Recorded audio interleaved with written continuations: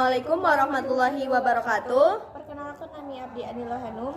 My name is Sulkamajaya. Perkenalkan, nama saya Dwi Nur Hasanah. Kami dari kelas 10 TJKT 3. Seperti tahun-tahun sebelumnya, kita selalu memperingati kembali Hari Sumpah Pemuda yang jatuh pada tanggal 28 Oktober. Kita tahu bahwa Sumpah Pemuda ini lahir dari peristiwa yang bersejarah yang tak lain dan tak bukan adalah Kongres Pemuda II pada tanggal 27 sampai 28 Oktober 1928. Tapi kamu tahu gak sih, selain diperingati aja, emang sebenarnya ada apa di Kongres Pemuda kala itu? Apa sih dampak dari sumpah ini buat kemajuan bangsa? Siapa tokoh inspiratif yang turut hadir dalam kelahiran sumpah ini? Jadi aku mau kasih tahu nih, di balik kelahiran Sumpah Pemuda ada segudang karya dan asa yang bisa banget jadi inspirasi buat kalian semua selaku penerus bangsa. Oke, hear me out. Aku yakin beberapa dari kamu pasti pas dengar kata sejarah langsung bosen gitu. Kalau emang iya, aku janji kali ini beda kok. Sebelum aku masuk ke beberapa peristiwa inspirasi dan menarik yang berhubungan dengan Sumpah Pemuda, aku bakal refresh dulu ya pemahaman tentang sejarah Sumpah Pemuda biar makin nyambung sama bahasan ini. Jadi, aku yakin kamu udah tahu basic infonya nih, kalau Sumpah Pemuda itu lahir dari Kongres Pemuda II yang dilaksanakan pada tanggal 27 sampai 28 Oktober 1928. Nah, tapi aku juga mau kasih tahu nih. Jadi sebenarnya Kongres Pemuda itu ada apa dan kenapa ada dua. Tapi kalau bahas tentang Sumpah Pemuda itu sendiri, kita akan lebih fokus ke Kongres Pemuda yang kedua ya guys. Kongres Pemuda itu adalah sebuah kongres nasional yang 2 kali diadakan di Jakarta. Kalau yang pertama itu dilaksanakan pada tanggal 30 April sampai 2 Mei 1926. Nah, saat kongres pertama ini, waktu itu para pesertanya belum kepikiran tentang Sumpah Pemuda. Karena para peserta memiliki rasa kedaerahannya masing-masing.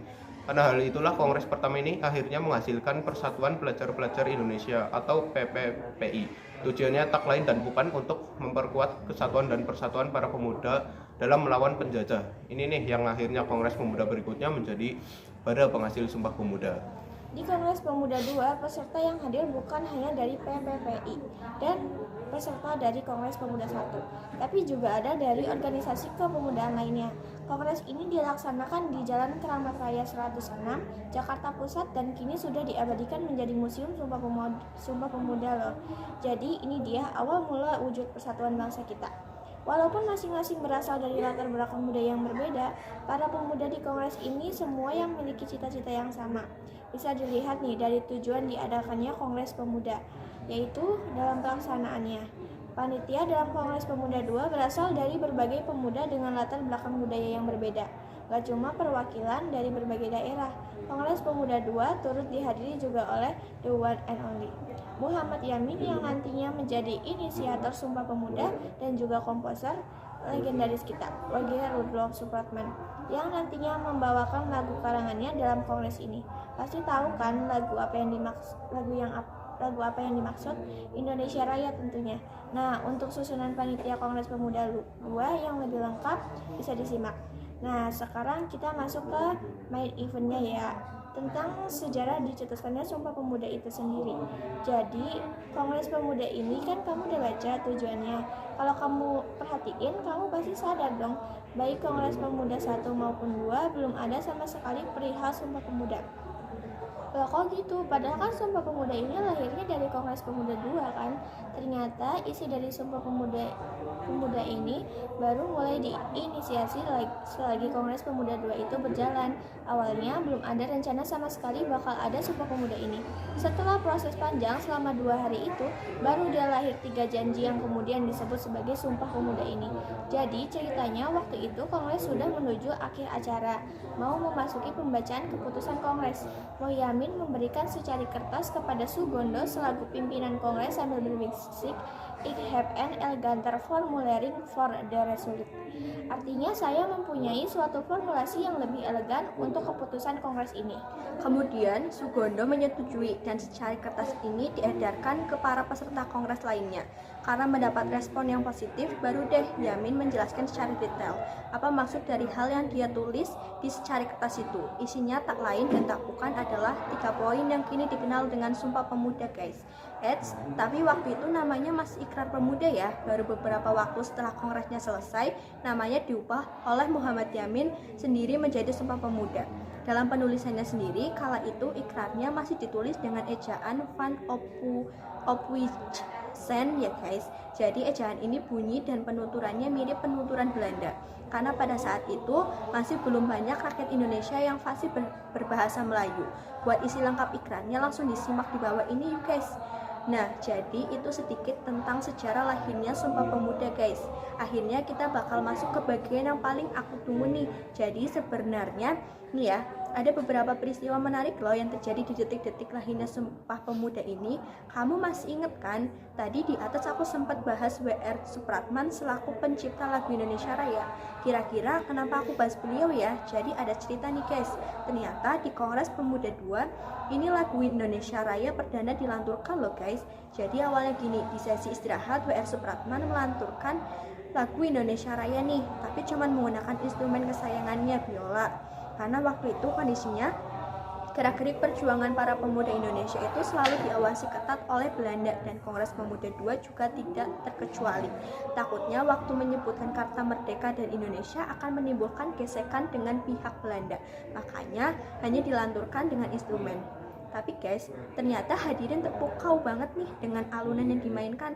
Sampai-sampai para peserta kongres minta in-card. Semua berharap lagu Indonesia Raya diulang lagi. Namun kali ini benar-benar dinyanyikan. Walaupun awalnya takut, tapi aku yakin deh, pasti gelora persatuannya udah menyeruak ke seluruh ruangan. Akhirnya bener deh, karena dorongan itu disepakati untuk menyanyikan Indonesia Raya. Tapi ada sedikit modifikasi nih.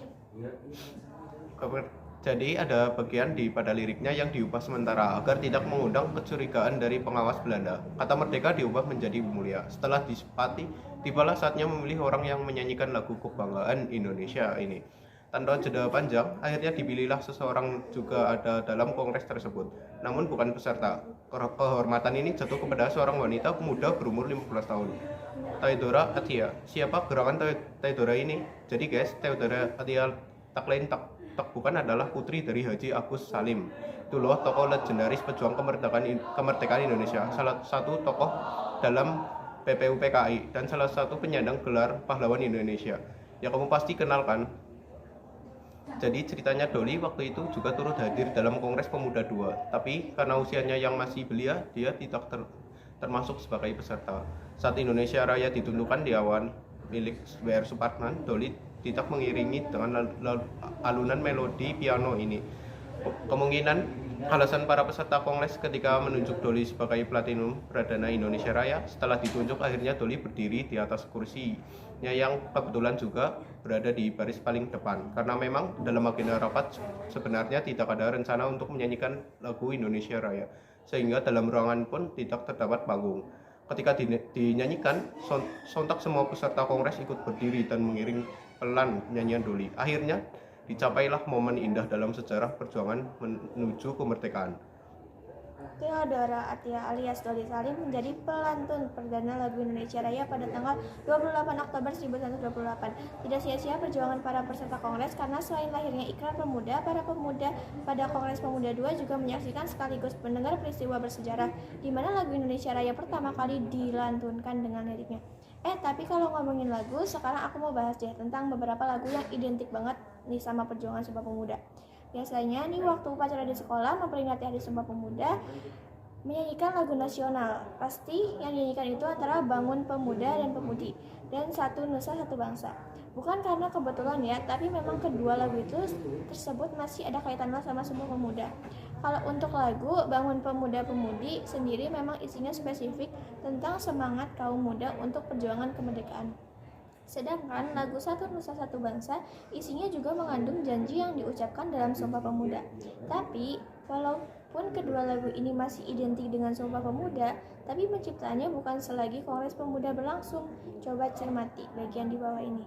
Jadi guys, selain lagu Indonesia Raya yang mengukir sejarah bersamaan dengan lahirnya Sumpah Pemuda, masih ada lagu lain juga yang lahir dari semangat juang para pemuda Indonesia. Bukti bahwa Sumpah Pemuda juga turut menjadi bara semangat para pemuda Indonesia berpuluh-puluh tahun setelah diikrarkannya.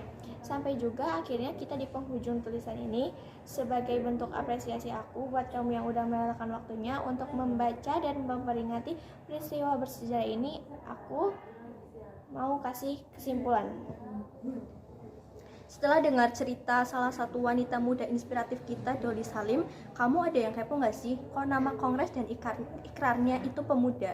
Tapi ternyata di dalamnya ada wanitanya juga. Jadi guys, kata pemuda yang ada pada ikrar dan kongres ini sebenarnya beda maknanya ya. Pemuda yang dimaksud bukan pria loh, tapi ya orang yang muda gitu. Biar gampang bayanginnya, jadi Sumpah Pemuda itu kalau jadi bahasa Inggris itu kan youth out ya. Nah, jadi kalau dari kata youth, kamu paham kan yang dimaksud itu orang-orang mudanya bukan prianya. Jadi jangan salah ya guys, Kongres Pemuda dihadiri oleh para pemuda hebat kebanggaan Indonesia, baik pria maupun wanita. Nah, ternyata banyak banget cerita menarik yang ada di belakang lahirnya Sumpah Pemuda ya. Jadi kesimpulan pada generasi industri 4.0 ini, kita sebagai siswa dituntut untuk serba kreatif dan paham akan teknologi. Jika kita bermalas-malasan, kita akan tertinggal beberapa langkah dari yang lain. Hal itu yang akan sangat mempengaruhi kreativitas bahkan karir kita di masa depan. Terima kasih atas storytelling yang kita sampaikan. Semoga bermanfaat. Sekian, terima kasih. Wassalamualaikum warahmatullahi wabarakatuh.